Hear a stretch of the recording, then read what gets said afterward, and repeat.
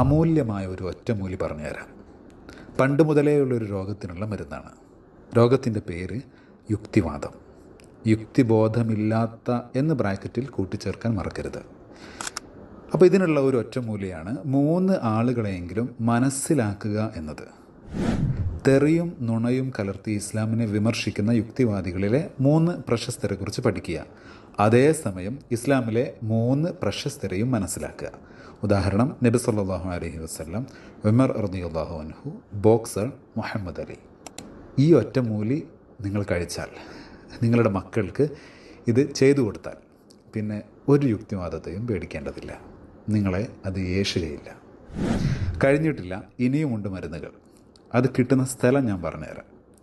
തൃശ്ശൂരിൽ വെച്ച് നടക്കുന്ന SYS പ്ലാറ്റിനം ഇയർ യുവജന സമ്മേളനം. കൃത്യമായി പറഞ്ഞാൽ തൃശ്ശൂരിലെ ആമ്പല്ലൂരിൽ വെച്ച്.